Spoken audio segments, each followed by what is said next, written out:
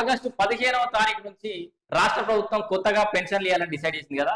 అయితే ఈ లోపల పాత పెన్షన్ల ఫేక్ పెన్షన్ అంటే తప్పుడు పెన్షన్లు ఏవి ఉన్నాయో అవన్నీ తీసేయాలని చెప్పేసి నిర్ణయం చేశారు.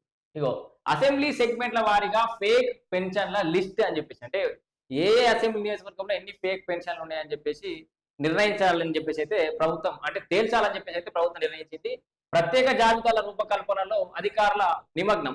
మొత్తం సీఎం ఆదేశాలతో లెక్కింపు స్పీడప్. రాష్ట్ర వ్యాప్తంగా 19 లక్షల మందికి ఇప్పటి నుంచి ఈ పెన్షన్లు పోస్ట్ ఆఫీస్ పోవడు, ఇంకెవరి దగ్గరకు పోయి ఏలు పెట్టి తీసుకోండి అంత లేదు. ఇక బ్యాంక్ అకౌంట్లనే ఖచ్చితంగా పెన్షన్ పడబోతుంది. ఎందుకంటే ఈ దళారీ వ్యవస్థను, ఈ మధ్యవర్తులను తీసేసే ప్రయత్నం చేస్తుంది ప్రభుత్వం.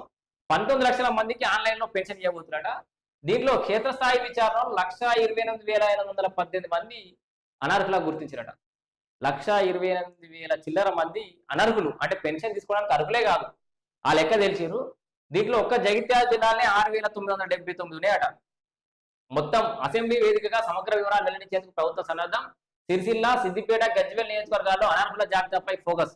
అక్కడ జర గట్టినే పెడతారు. సిరిసిల్ల, సిద్దిపేట, గజ్వేల్ మీకు తెలుసు కదా. కేసీఆర్ బాబు, హరీష్ అన్న, కేటీఆర్ కాక ముగ్గురికి సంబంధించిన నియోజకవర్గాలు ఇవి.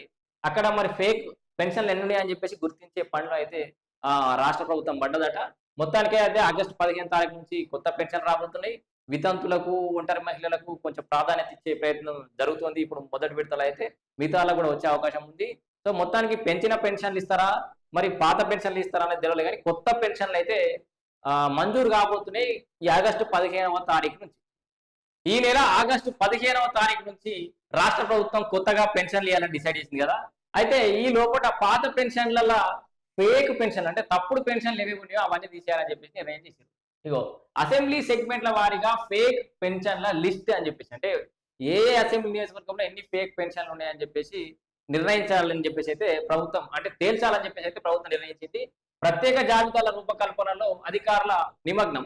మొత్తం సీఎం ఆదేశాలతో లెక్కింపు స్పీడప్. రాష్ట్ర వ్యాప్తంగా 19 లక్షల మందికి ఇప్పటి నుంచి ఈ పెన్షన్లు పోస్ట్ ఆఫీస్ పోవడు, ఇంకెవరి దగ్గరకు పోయి ఏలు పెట్టి తీసుకోండి అంత లేదు. ఇక బ్యాంక్ అకౌంట్లనే ఖచ్చితంగా పెన్షన్ పడబోతుంది. ఎందుకంటే ఈ దళారీ వ్యవస్థను, ఈ మధ్యవర్తులను తీసేసే ప్రయత్నం చేస్తుంది ప్రభుత్వం. 19 లక్షల మందికి ఆన్లైన్ లో పెన్షన్ ఇవ్వబోతున్నాడ. దీంట్లో క్షేత్రస్థాయి విచారణలో 1,28,518 మంది అనర్హులుగా గుర్తించారట. 1,28,000 చిల్లర మంది అనర్హులు, అంటే పెన్షన్ తీసుకోవడానికి అర్హులే కాదు, ఆ లెక్క తెలిసిరు. దీంట్లో ఒక్క జగిత్యాల జిల్లానే 6,979 ఉన్నాయట. మొత్తం అసెంబ్లీ వేదికగా సమగ్ర వివరాలు వెల్లడించేందుకు ప్రభుత్వ సన్నద్ధం. సిరిసిల్ల, సిద్దిపేట, గజ్వేల్ నియోజకవర్గాల్లో అనర్హుల జాబితాపై ఫోకస్. అక్కడ జర గట్టినే పెడతారు. సిరిసిల్ల, సిద్దిపేట, గజ్వేల్ మీకు తెలుసు కదా. కేసీఆర్ బాబు, హరీష్ అన్న, కేటీఆర్ కాక ముగ్గురికి సంబంధించిన నియోజకవర్గాలు ఇవి. అక్కడ మరి ఫేక్ పెన్షన్లు ఎన్ని ఉన్నాయని చెప్పేసి గుర్తించే పనిలో అయితే రాష్ట్ర ప్రభుత్వం పడ్డదట. మొత్తానికే అయితే ఆగస్టు 15 తారీఖు నుంచి కొత్త పెన్షన్ రాబోతున్నాయి.